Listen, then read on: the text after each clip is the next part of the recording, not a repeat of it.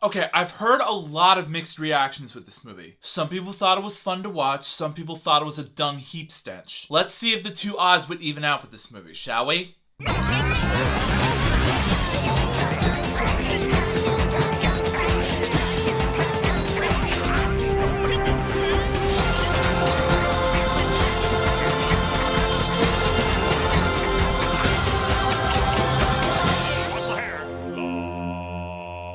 Yo, what is up, my Cinedroids? G to the S here. Today, I'm going to be reviewing Ryan Reynolds' latest feature debut based off a Nintendo game of the same name, which I have not played, Pokémon Detective Pikachu. Ace Detective Harry Goodman goes mysteriously missing, prompting his 21-year-old son, Tim, played by Justice Smith, to find out what happened. Aiding in the investigation is Harry's former Pokemon partner, wisecracking, adorable super sleuth Detective Pikachu himself, played by the merc with the mouth as mentioned earlier, Ryan Reynolds. Finding they are uniquely equipped to work together, as Tim is the only human who can talk with Pikachu, they join forces to unravel the tangled mystery. Now, first off, again, no surprise about the CGI in this movie, since I do like the concept where CG characters can interact with the real world. And in this movie, it looks really cool to watch. Seeing all different types of Pokemon on screen, even if it takes you a long time to name every single one of them, if you're a long-time fan of the franchise. In terms of execution, it's such a sight to behold.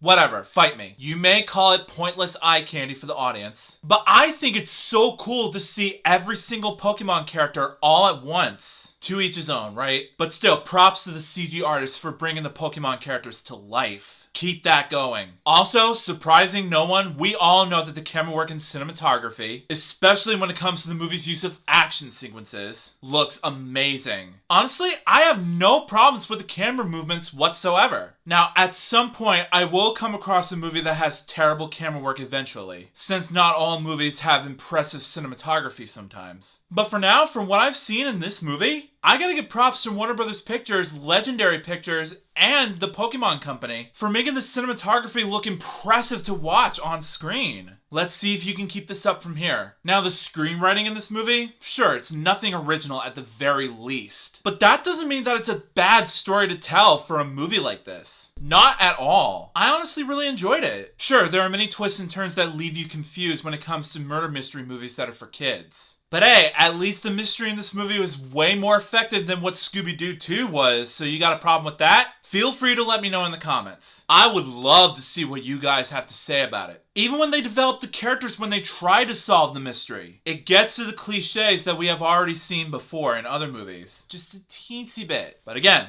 way more effective than Scooby-Doo 2, so there's that. But anyways, you get my drift here. Sure, the story is not fresh and new. Sure, the characters are cookie-cutter to further the plot and story. But at least the filmmakers found a way to work around the cliches to make it clever, enjoyable, and fun to watch. So on that note, kudos to both Warner Brothers and Legendary Pictures for pulling that off. Keep up the great work. Also, the careful direction coaching from the guy who did Monsters vs. Aliens, the 2015 Goosebumps movie, Captain Underpants, and that horrid Shark Tale movie. But Rob Letterman, you are forgiven for this movie. Let's start with the main actor stealing the spotlight throughout the whole entire movie, Ryan Reynolds, who plays Pikachu. I thought he dominated his role as his character. Sure, some of you purists out there, I know you're bummed that you don't get to see him curse up a storm in this movie like he did with the 2016 Deadpool movie. But if they did decide to let him cut loose throughout the whole movie, not only will it backfire and make the company pull the plug on the project, but a lot of angry parents would not let their kids get a chance to see a fresh new take on a new Pokemon adventure. And I'm pretty sure Warner Brothers would not be too happy about that. So too bad, so sad, deal with the movie you just got. You don't like it?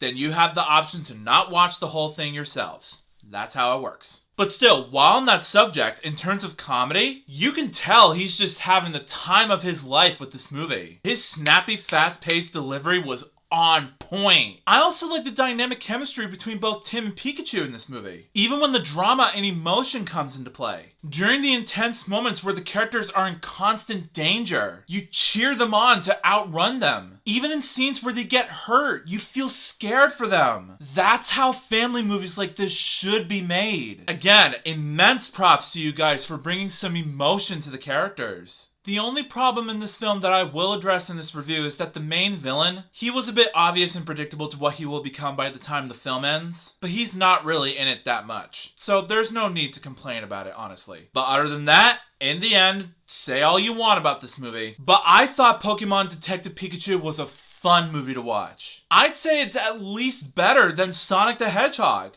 Don't kill me. But still, the action was intense, the characters were fun to watch, the story was entertaining, and the CG work in this movie was phenomenal. In short, it's not one of the best movies of all time, but it sure is an enjoyable one. And I do want to see it again, just at least one more time. And as a result, I rate Detective Pikachu 4.5 stars out of 5. Again, you may not agree with what I have to say about this movie, but that's okay. If I enjoyed it, then I enjoyed it. There's nothing more that needs to be said. Case closed. Ah, see what I did there? So, Pokemon Detective Pikachu. Have you seen it? If you have, let me know in the comments what you thought about it. Did you have fun with it as much as I did? Did you find it boring and ridiculous? Answers down below, please. Also, if you like this video and you want to see some more, make sure that like button shines in your face. That'll totally help me out a ton. Also, share it with your family and friends and favorite it. That's a very good way to show support for this review. Also, if you're new to my channel, make sure to subscribe and ring that bell right next to you so you can be notified of future videos that I have in store for you. Also, if you want a shout out in a future video, just follow me on both Instagram and Twitter, and I will choose one of my Cinedroids to be displayed as a shout out. The link's in the description below. And also, I'm starting a TikTok account for myself where I do whistling videos as well as duets with my sister every once in a while. So if you guys are interested, the link's in the description below. Check it out while the iron's hot. Also, if you want to subscribe to my gaming channel, there's either a link in the description or at the icon card at the top right corner of your screen. Go over there, subscribe, and let's just have fun together. But until then, I'll see you next time. Peace out.